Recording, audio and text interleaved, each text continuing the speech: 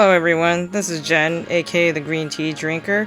I decided to go to the Stranger Things Los Angeles pop-up store, which is located at the Americana in Glendale. Very nice because there's an attached parking structure. As you know, if you're an LA native, you know that parking is annoying here, so that's always nice when it's easily accessible.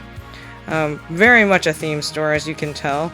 This is the living room from the first season. And there's the alphabet that Joyce scrawled on the wall to communicate with Will. So, of course, it is a store, so there's plenty of merch to be had. As you can see, there's some t-shirts on the wall. Plenty of sizes. It wasn't that hard for me to find anything, which was great. And that's cool, that Demogorgon art on the wall. And I chuckled at that. There's a CRT TV there with some VHS tapes. There is some 80s toys. The Rock'em Sock'em robots there. There's some Pez dispensers. That was very cool. The Apple Watch bands, I picked up one of those, and some magnets there. And then, if you remember, that's from the second season, that map that they built in order to find, I think it was to find Hopper. So then when you venture into the second part of the store, is Starcourt Mall, which is very neat. They do have a small stand that has some Netflix merch. And yeah, it's neat. They have the neon lighting. It looks just like the 80s. And then there's a little Scoops Ahoy stand.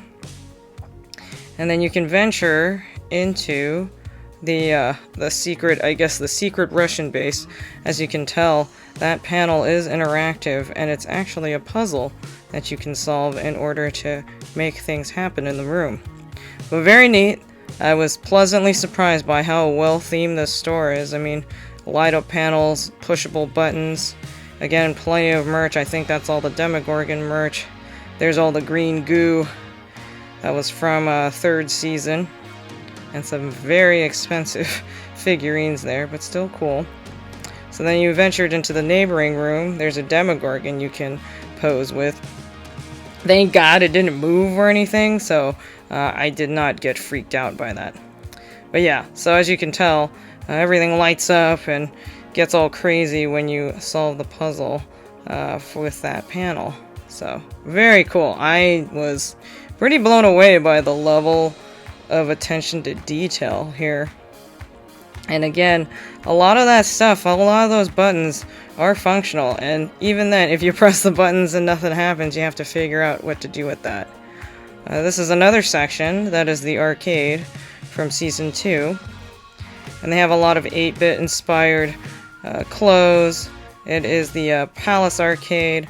I was really tempted to get that shirt. I might go back and get that shirt. I think a lot of the clothes were like, if I recall, I think they were like $24.99 for the shirts. There is a customizable merch station, but unfortunately it was out of order when I went. But check out these displays, it's pretty neat. They are arcade cabinets that have been refashioned into shirt displays. Very neat stuff. Yeah, I was so tempted to buy so many of those shirts, but I have so many freaking graphic tees. And they had arcade cabinets that are working, and you can actually play those. I heard that they're free play. And that was very cool artwork. That was on there that was inspired by 80s video games. And then in the neighboring room, there is Hawkins High School with the snowball. A lot of cool Hawkins High School merch. Again, I was very much tempted to pick up some of those shirts, but I ended up getting a magnet instead. I was thinking, oh, I'm not going to spend that much money. Whoa, the bill went up pretty quick. But yeah, some of these lockers, you can actually open up the doors and look inside. Clearly, that wizard hat, I think, is Will's. There was one with a bunch of rats in it. I need to go back and watch the series and figure out how those rats are related to the series. And yeah, there's more stuff. There's like a Letterman jacket. There's more lockers you can interact with. But yeah, it's a very cool setup in there. It's the Hawkins Middle School snowball setup. I really did like it in there, and the lighting was really well done.